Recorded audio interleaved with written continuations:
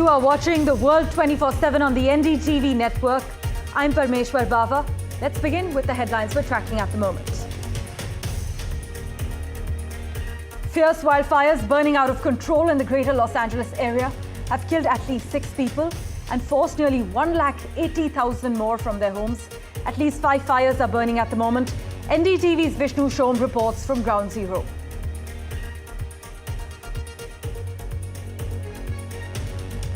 Google and Microsoft have donated $1 million each to Donald Trump's Inauguration Fund, following in the footsteps of other major companies including Amazon, Meta, OpenAI and Uber. Indian origin MP Chandra Arya says he is now running to be the next Prime Minister of Canada.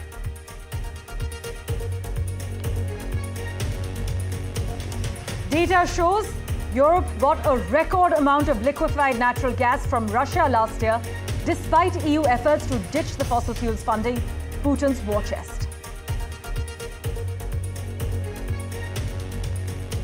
Global banks will cut as many as 2 lakh jobs in the next 3 to 5 years as artificial intelligence encroaches on tasks currently carried out by human workers, according to a report.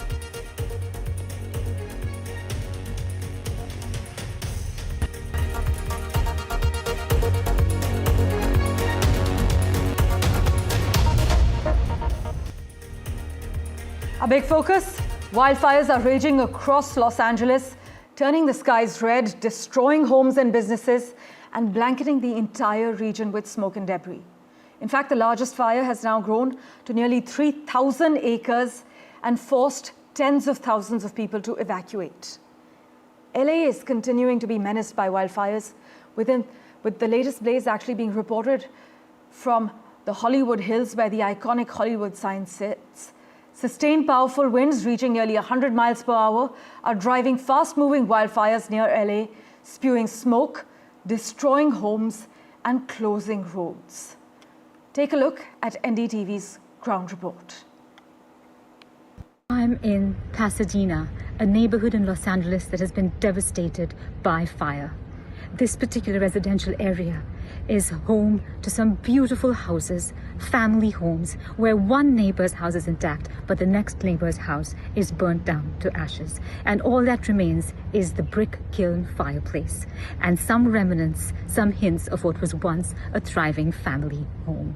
It's very disturbing to see how a house can be burnt down so quickly into absolutely nothing but ash. And many of the people who once lived here have not yet been back to see the devastation of their homes. They have been evacuated to safer places. They have left with their loved ones and their pets. At this point, they're just grateful that they are okay and that they are safe.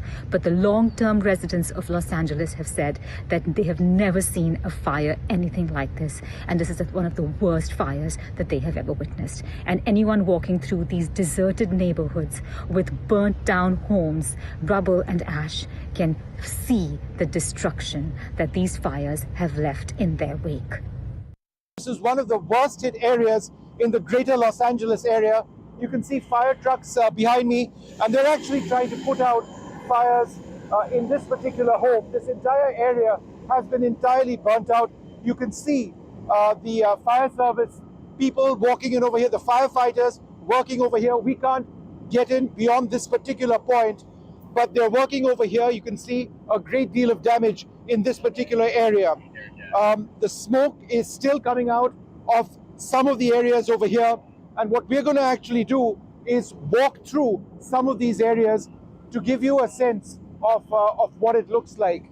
And everywhere that you see, there's devastation. So just follow me as we, Stephen, go to this area and just point out that, there's still smoke coming up from these homes which were completely destroyed, as you can see over here.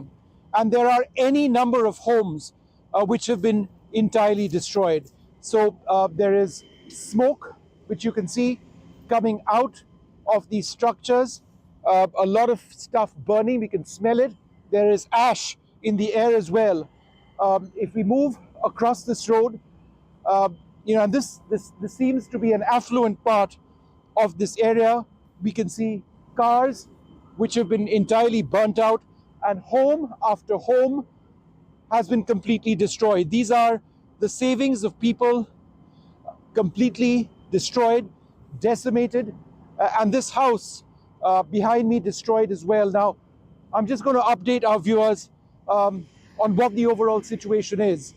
The situation remains tense because even though right now it seems that the wind speeds have come down, they aren't entirely certain that the winds have gone away. And until the winds go away, there is a huge problem over here because it's the winds which are spreading the fires.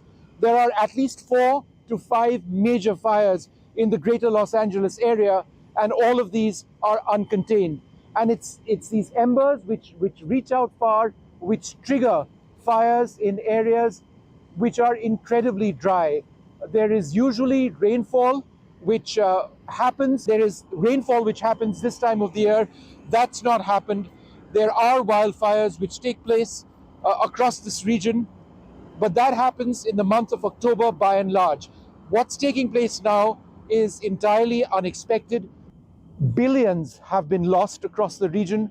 The sense is that when this all gets figured out, you're looking at the most expensive natural disaster in the history of the United States of America. We'll keep getting you the latest from LA. For now, let's turn our attention to Canada. Chandra, Arya, the Indian Member of Parliament in Canada, has announced his intention to run for the post of Prime Minister of Canada and leader of the Liberal Party following Justin Trudeau's resignation as Prime Minister earlier this week.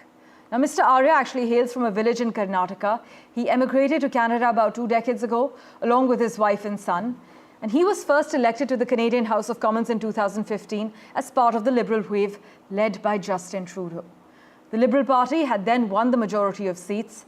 But for further clarity, let's go across to my colleague Maha Siddiqui, who joins us live from Vancouver at the moment. Maha, Chandra Arya says now he's running to be the next Prime Minister of Canada. Take us through how he's perceived on home ground, though, for you. Well, he's an Indian origin member of parliament from Ottawa, and at the moment, a person who has been able to get a lot of support from the Indian community in and around the East Coast, especially of Canada. Now, as far as Chandra Arya's ambitions go, he has thrown his hat in the ring, and he says that he'll be pitching himself for the Prime Minister's position as well as the Liberal Party leader. He's also put out an agenda wherein some of the factors that he's mentioned are more in sync with what the Conservatives feel rather than the Liberals. For instance, he's saying that he will axe the carbon tax. Now, carbon tax is a policy that Canada adopted to curb its carbon emissions, reduce its carbon footprints, and it is in sync with their larger aspirations with regards to being more sustainable. As far as the Paris Accord is concerned, that is their commitment to the Paris Accord as well, that countries like Canada, the developed world, will bring down their emissions and also route some of the money to developing countries. So this is a stand that he's taken, which is something that is unpopular. Carbon tax is unpopular among a certain section of people, but a necessary policy measure for climate action. On the other hand, there are other issues. For instance, he has spoken about how he wants to crack down on extremism and terror activities. This is clearly in sync with what he has been saying for some time now. Remember, he's one person who has spoken about the pro-Khalistan stand that has been taken by a certain section. And he's also got into or has, in fact, locked horns with politicians like Jagmeet Singh of the NDP, and even within his own party, the Liberals, within the own caucus, he has locked horns with people there as well.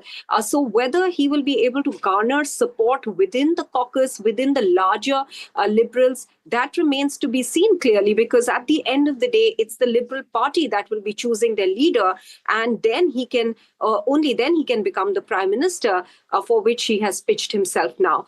There are certainly other contenders as well. Some of the front runners are the former Finance Minister, Chrystia Freeland, economist Mark Carney, as well as the former Premier of British Columbia, Christy Clark. Right. As always, Maha, thank you so much for breaking down the details for us. In other news, The US Supreme Court has narrowly denied Donald Trump's request to delay his criminal hush money sentencing, clearing the way for the president-elect to be sentenced Friday morning in New York.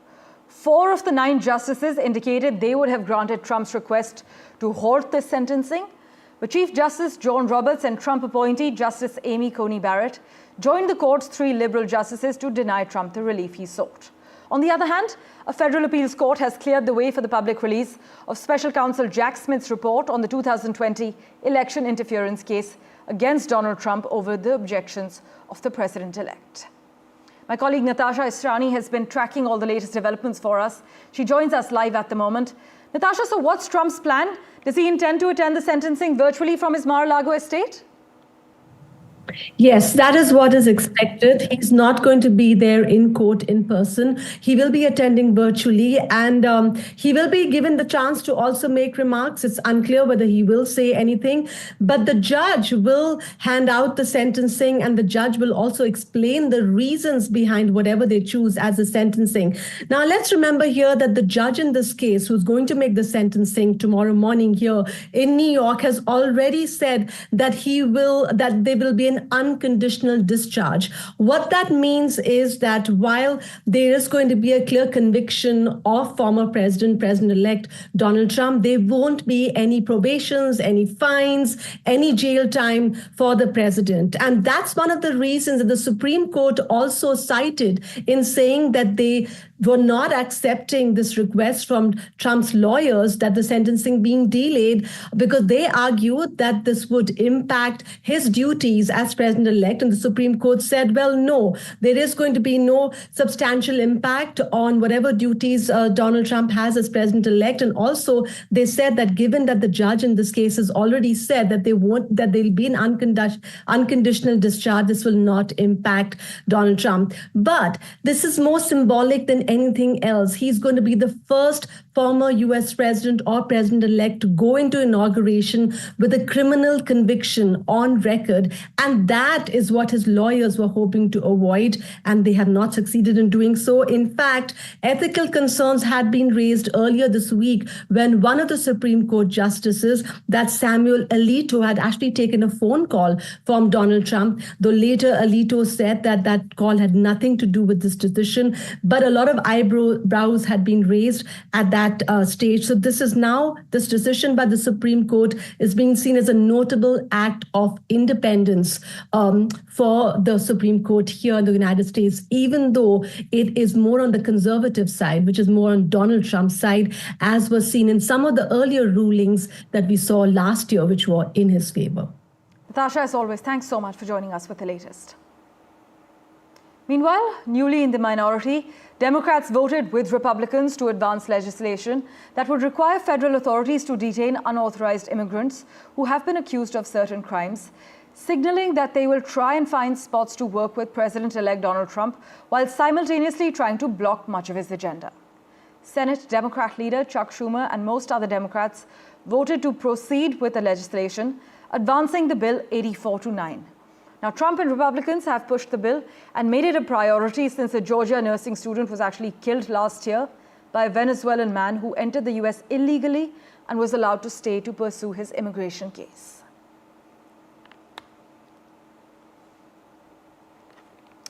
Meanwhile, the United States actually has no current plans to increase its military presence in Greenland. This is what the US Embassy in Copenhagen has said, following renewed interest by Donald Trump in acquiring the Arctic island. Trump, who actually takes office in another 10 days on the 20th of January, said this week that the US control of the strategically important Arctic island was an absolute necessity and did not rule out using military or economic actions such as tariffs against Denmark to make it happen.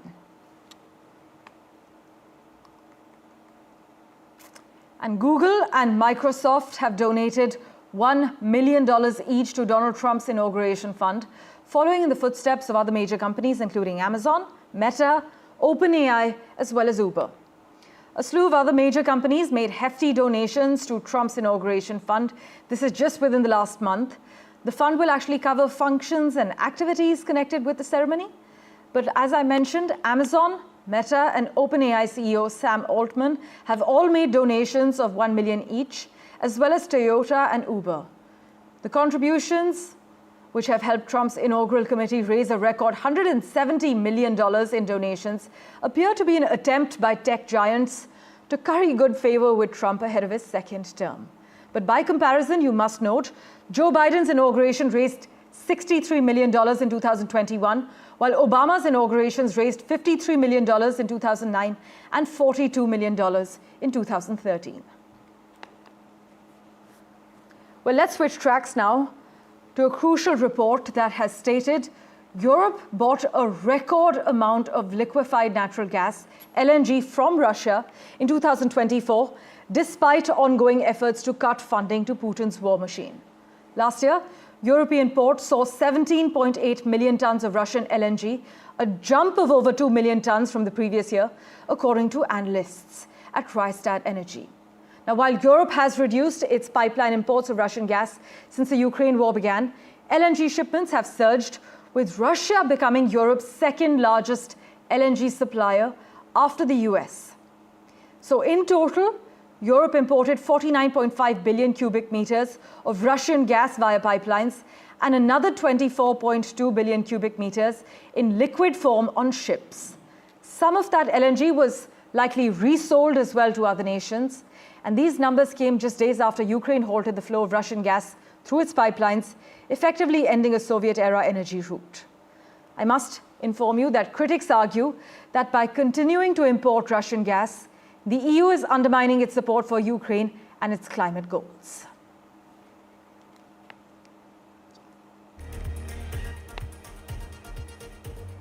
Well, news and updates continue in a moment, right after this very short break. Do stay tuned.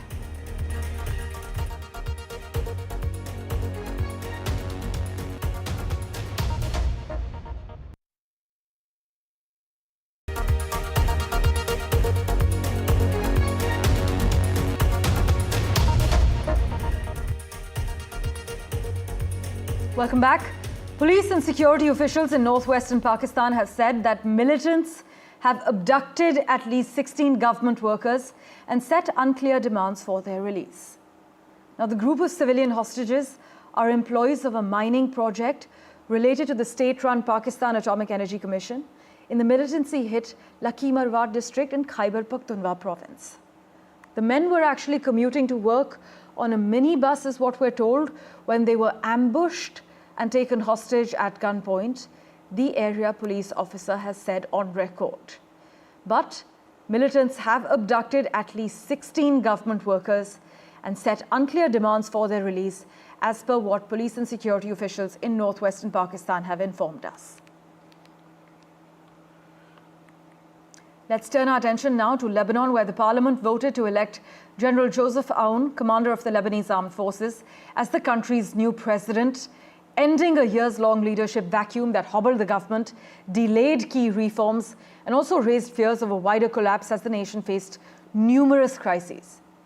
Aoun secured 99 votes from the 128-seat parliament to win the presidency in a second round of voting, a move that came weeks after a tenuous ceasefire agreement halted 14 months of fighting between Israel and the Lebanese armed group Hezbollah as the country seeks aid for reconstruction.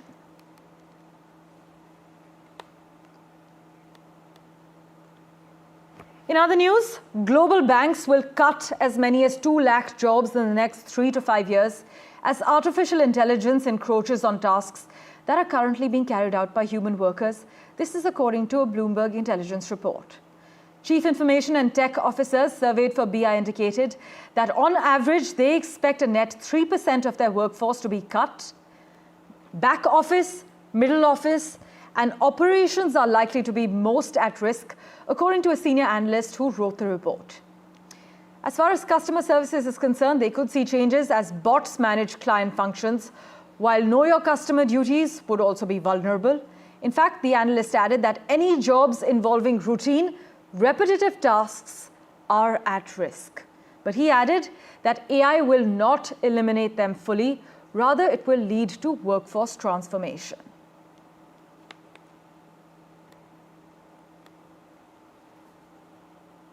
In other news, the 18th Pravasi Bharatiya Divas in Bhubaneswar kick-started with around 6,000 non-resident Indians from 75 countries who've gathered to celebrate and strengthen, their relationship with the global Indian community. Prime Minister Modi, who inaugurated the event, also launched an exhibit themed Vishwaroop Ram, an exhibition showcasing various facets of Lord Ram and the universal legacy of the Ramayana. Gauri Dwivedi was out there covering everything. Take a look. There are 22 countries around the world where the Ramayana connect is deeply felt, from Indonesia to all the way till New Zealand, which is perhaps why this Ram exhibition, which is titled the Vishwarupam Ram, the legacy of Lord Ram, is so important and probably at the backbone of how India wants to connect, engage and build bridges with the diaspora. This was actually launched by the Prime Minister today when he spoke at length about just how important it is for the diaspora to continue to build bridges. He in fact also said that it's not just Vikas, in fact also we continue to want to work on our culture as well. Sanskriti is as important as Vikas. And when he did reach out to the diaspora and when he reached out to over nearly 40 million people of the Indian diaspora, whether it's the NRIs or the PIOs, the message was loud and clear that they need to be partners with India's growth story. They need to be partners with India's ambition and vision to be a Viksit Bharat or a developed country by 2047. And some of the measures here have found resonance with the diaspora that has come. Over 6,000 people have actually attended and are here for the 18th Pravasi Bharati Divas. And the engagement is only growing. And the sense one gets speaking here to diaspora members that have come far from whether it's the Africa, whether it's Latin America, and of course a large contingent from America as well, the sense one gets is quite clear that they want to be part and they want to be associated with India. Some of them have actually left India, their ancestors left 7 generations back, but the bonds remain. Civilization and culture is at the backbone of that bond, which is why exhibitions like these, there are 3 others that are so important, but economic ties, business ties are also now additional layers at which India wants to engage with its diaspora. In Bhubaneswar, for NDTV, this is Gauri Dwivedi. Thank you for investing your time and watching this edition of The World 24/7. As always, we'll keep tracking the latest updates for you. Do stay tuned.